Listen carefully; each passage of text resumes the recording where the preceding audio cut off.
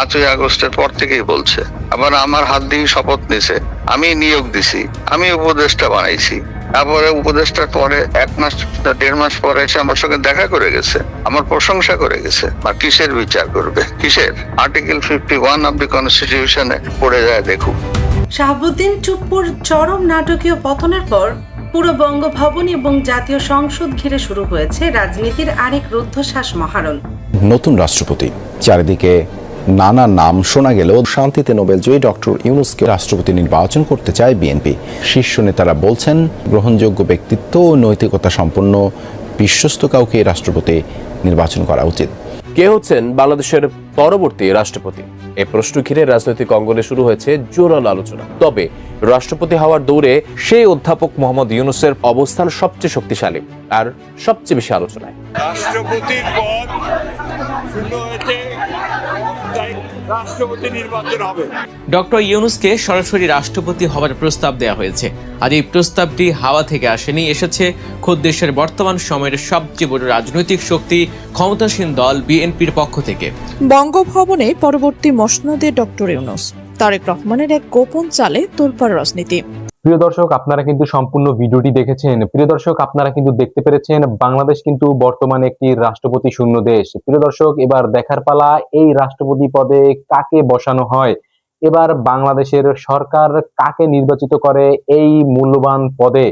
প্রিয় দর্শক, আপনারা কিন্তু সম্পূর্ণ ভিডিওটি দেখেছেন। প্রিয় দর্শক, আরো চাঞ্চল্যকর তথ্য কিন্তু রয়েছে পুরো ভিডিওটি জুড়ে। তাহলে সম্পূর্ণ ভিডিওটি কিন্তু আপনাদের দেখতে হবে, তাহলে কিন্তু বুঝতে পারবেন এবার কাকে নির্বাচিত করা হচ্ছে এই রাষ্ট্রপতি পদে। প্রিয় দর্শক, আপনারা কিন্তু দেখতে পেরেছেন কিছুদিন আগেই কিন্তু বিমানবন্দর থেকে বর্তমানে সাবেক রাষ্ট্রপতিকে কিন্তু গ্রেপ্তার করা হয়েছে এবং তাকে কিন্তু গ্রেপ্তার করে আইনের আওতায় নেওয়া হয়েছে।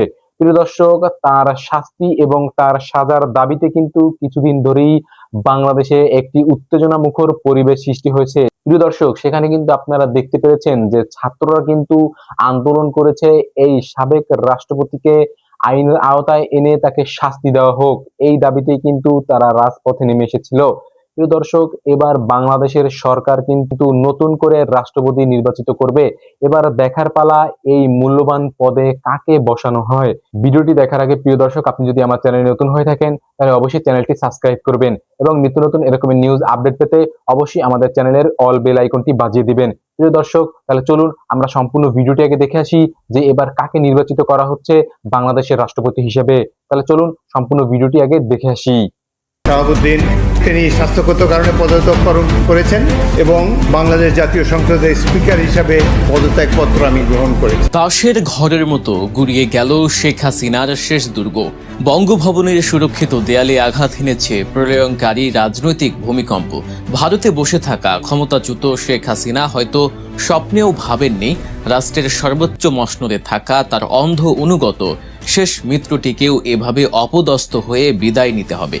শুক্রবার আচমকায় রাষ্ট্রপতি মোহাম্মদ শাহাবুদ্দিন চুপ্পুর ইস্তফায় রাজনৈতিক অঙ্গনে তোলপাড়। সরকারি নথিতে বলা হচ্ছে তিনি অটোনমিক নিউরোপ্যাথি নামক জোট। আসল সত্য হলো পর্দার আড়ালে চলা ভয়ঙ্কর বল প্রয়োগ আর আল্টিমেটামের মুখেই মাথা নত করেছেন চুপ্পু। জুলাই আগস্টের পর ছাত্র আন্দোলন ও জামায়াত ইসলামী দিনের পর দিন পদত্যাগের দাবি তুললেও প্রশাসন কানে তোলেনি। তাহলে হঠাৎ রাতের অন্ধকারে কি মহাভারত অশুদ্ধ হলো যে সরকার নিজ থেকেই তাকে ঘাড় ধাক্কা দিয়ে বের করলো? এর পেছনে লুকিয়ে আছে ক্ষমতার পালা বদলের এক পড়ে যায় দেখুক। শাহাবুদ্দিন চুপ্পুর চরম নাটকীয় পতনের পর পুরো বঙ্গভবন এবং জাতীয় সংসদ ঘিরে শুরু হয়েছে রাজনীতির আরেক রুদ্ধশ্বাস মহারণ। বঙ্গভবনের শূন্য সিংহাসনে এবার কে বসতে যাচ্ছেন? চায়ের কাপ থেকে শুরু করে কূটনৈতিক মহলের ড্রয়িং রুম, সর্বত্র এখন একটি মাত্রই প্রশ্ন, who is the next president of Bangladesh? বর্তমান প্রধানমন্ত্রী তারেক রহমানের রাজনৈতিক ক্যারিয়ারে এটি হতে যাচ্ছে এ যাবৎকালের সবচেয়ে জটিল, স্পর্শকাতর এবং মাস্টার স্ট্রোক একটি সিদ্ধান্ত। কারণ তার সামনে এখন জোড়া মহাসংকট। একদিকে দলের ভেতরের দীর্ঘদিনের দলাদলি, পদ বঞ্চিতদের ক্ষোভ এবং গ্রুপিং সামলানো, আর অন্যদিকে আগামী দিনের আন্তর্জাতিক ও ভূ রাজনৈতিক চাপ মোকাবিলা করা। বিশেষ করে ভারত, মার্কিন যুক্তরাষ্ট্র এবং চীনের মতো পরাশক্তিগুলো বাংলাদেশের ক্ষমতার কেন্দ্রবিন্দুতে নিজেদের প্রভাব বিস্তারে রীতিমতো ছায়াযুদ্ধে লিপ্ত হয়েছে। এই কঠিন সমীকরণের সামনে দাঁড়িয়ে প্রধানমন্ত্রী তারেক রহমান এখন কোন ট্রাম্প কার্ডটি খেলবেন তা নিয়ে রীতিমতো সরগরম গোটা দেশ। রাজনৈতিক বিশেষজ্ঞদের একটি বড় অংশের মতে তারেক রহমানের হাতে থাকা সবচেয়ে মোক্ষম চাল বা সেরা অপশন হতে পারতেন নোবেলজয়ী ডক্টর মোহাম্মদ ইউনূস। ডক্টর ইউনূসকে যদি রাষ্ট্রপতির আসনে বসানো যেত তবে দলের জ্যেষ্ঠ নেতাদের মধ্যকার মনস্তাত্ত্বিক টানাপোড়েন থেকে যেমন সহজেই রেহাই পাওয়া যেত, তেমনি আন্তর্জাতিক পরাশক্তিগুলোর যে কোনো কূটনৈতিক ও অর্থনৈতিক চাপ সামলানো সরকারের জন্য পানির মতো সহজ হয়ে যেত। পশ্চিমা বিশ্বের সাথে ডক্টর ইউনূসের যে ব্যক্তিগত সখ্যতা রয়েছে তা কাজে লাগিয়ে দেশের অর্থনীতিতে বড় ধরনের বিদেশি বিনিয়োগ এবং সমর্থন আদায় করা সম্ভব হতো। তবে সেই সমীকরণ যদি শেষ পর্যন্ত না মেলে তবে রাজনীতি ও সামরিক বিশ্লেষকরা বেশ কয়েকটি হেভিওয়েট নাম এবং তাদের রাষ্ট্রপ্রধান হওয়ার পেছনের চাঞ্চল্যকর যুক্তিগুলো সামনে নিয়ে এসেছেন। এই সম্ভাব্য তালিকার একদম শীর্ষে যাকে ঘিরে সবচেয়ে বেশি জল্পনা কল্পনা চলছে তিনি আর কেউ নন অবসরপ্রাপ্ত মেজর হাফিজ উদ্দিন আহমেদ বীর বিক্রম। চুপ্পুর পতনের পর তাকেই বর্তমানে ভারপ্রাপ্ত রাষ্ট্রপতির দায়িত্ব দেওয়া হয়েছে। রাজনৈতিক বিশ্লেষকদের মতে আপাতত এর চেয়ে নিখুঁত কোনো বিকল্প সরকারের হাতে নেই। তবে তাকে কেবল ভারপ্রাপ্ত না রেখে স্থায়ীভাবে রাষ্ট্রের 23তম রাষ্ট্রপতি হিসেবে নিয়োগ দেওয়াই হতে পারে সবচেয়ে বুদ্ধিমানের কাজ। কিন্তু কেন মেজর হাফিজ?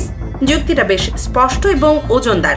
প্রথমত, দেশের রাজনৈতিক অঙ্গন এবং সেনাবাহিনীর অভ্যন্তরীণ পাওয়ার সার্কেল উভয় জায়গাতেই মেজর হাফিজের রয়েছে অগাধ গ্রহণযোগ্যতা। একজন দুঃসাহসী সেনা কর্মকর্তা এবং 4 দশক ধরে রাজনীতির মাঠে সক্রিয় থাকার সুবাদে মিলিটারি ও পলিটিক্সের এই দুই মেরুর মাঝে তিনি এক বিশ্বস্ত সেতু হিসেবে কাজ করতে পারেন। ইতিমধ্যে সংসদে সরকারি ও বিরোধী দল উভয়কে রাজকীয় কায়দায় গঠনমূলক দিক নির্দেশনা দিয়ে তিনি সাধারণ মানুষের ব্যাপক প্রশংসা কুড়িয়েছেন। তাকে যদি স্থায়ী রাষ্ট্রপতি বানানো হয় তবে সংসদের ভেতর থেকে কোনো সিনিয়র নেতাকে বঙ্গভবনে পাঠানোর জন্য আর টানাটানি করতে হবে না। তবে রাজনীতির সচেতন মহলের একাংশ এর সাথে দ্বিমত পোষণ করেছেন।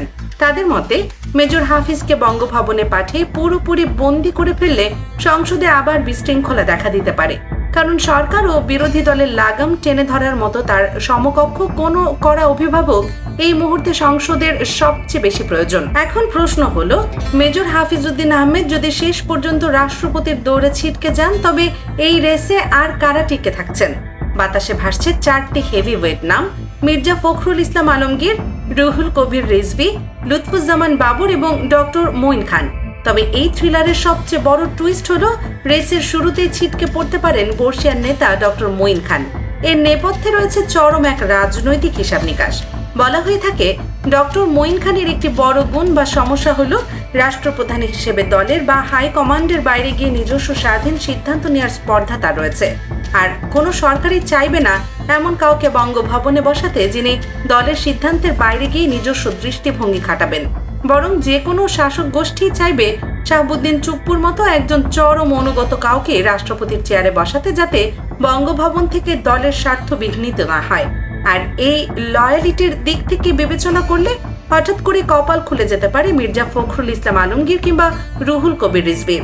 বিশেষ করে মির্জা ফখরুলের রাষ্ট্রপ্রধান হওয়ার জোর সম্ভাবনা দেখছেন অনেকেই। দীর্ঘ স্বৈরাচারী শাসন আমলে দলের চরম দুঃসময় তিনি যেভাবে দলের হাল ধরেছিলেন তার পুরস্কার স্বরূপ তাকে এই সর্বোচ্চ সম্মান দেওয়া হতে পারে।